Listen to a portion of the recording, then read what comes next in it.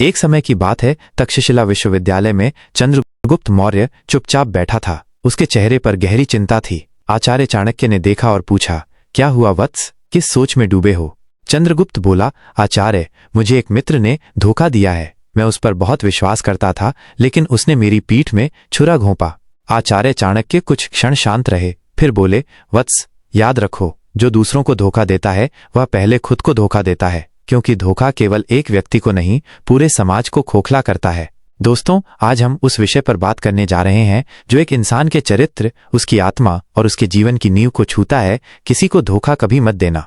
ये सिर्फ एक नैतिक शिक्षा नहीं है, ये चाणक्य नीति का एक स्थायी स्तंभ है। आचार्य चाणक्य कहते थे, विश्वास टूटे तो शब्दों का मूल्य नहीं रहता, और अगर चरित्र टूटे तो जीवन का मूल्य नहीं रहता। धोखा क्यों नहीं देना चाहिए? इस प्रश्न का उत्तर चाणक्य बड़े ही स्पष्ट शब्दों में देते हैं। वे कहते हैं, जो व्यक्ति छल करता है वह सबसे पहले अपना भाग्य खो देता है, क्योंकि छल या धोखा एक ऐसा बीज है जो बोया तो बाहर जाता है, लेकिन जड़ें अंदर तक खुद को खोखला कर देती हैं। आप चाहे व्यापार में हो, रिश्तों में हो या राजनीति में, यदि आपने किसी को धोखा दिया तो हो सकता है आप कुछ समय के लिए सफल हो जाएं, लेकिन ये सफलता दीर्घकालिक नहीं होती। चाणक्य कहते हैं, धोखा देने वाला व्यक्ति कभी आत्मशांति नहीं पा सकता। विश्वास सबसे कीमती धन। एक बार चाणक्य से किसी ने पूछा, आचार्य, इस संसार में सबसे कीमती वस्तु क्या है? सोना, चांदी या ज्ञान? चाणक्य बोले, इनमें से कोई नहीं। सबसे कीमती वस्तु है विश्वास, क्योंकि अगर एक बार विश्वास टूट जाए तो सोना भी मिट्टी लगने लगता है, और यदि विश्वास बना रहे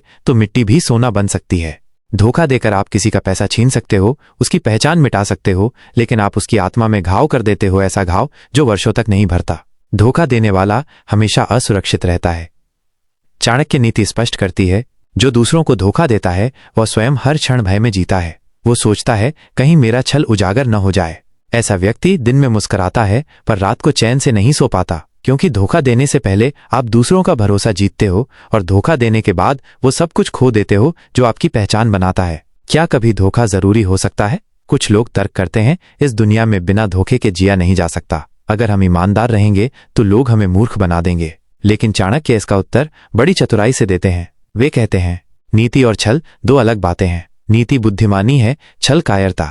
दुनिया से बचने के लिए बुद्धिमान बनो, पर नीच मत बनो। किसी को नीचा दिखाकर, उसके विश्वास को तोड़कर जो विजय मिलती है वो विजय नहीं होती, वो एक शर्मनाक हार होती है। धोखे का परिणाम जीवन भर का पश्चाताप।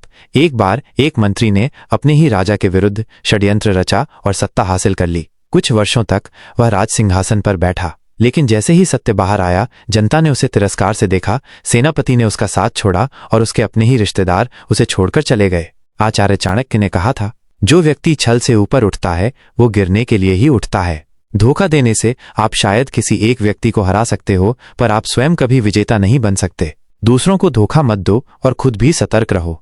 चाणक्य नीति हमें ये भी सिखाती है कि सत्यवादी बनो पर मूर्ख नहीं, भरोसा करो पर आंख बंद करके नहीं। इसका मतलब ये है कि जैसे आप किसी को धोखा नहीं देते, वैसे ही किसी को आपको धोखा देने का मौका भी मत दो। सतर्क रहो, समझदारी से भरोसा करो, और अगर कोई एक बार विश्वास तोड़े तो दूसरा मौका देने से पहले 10 बार सोचो। धोखा देना सिर्फ दूसरों से नहीं होता,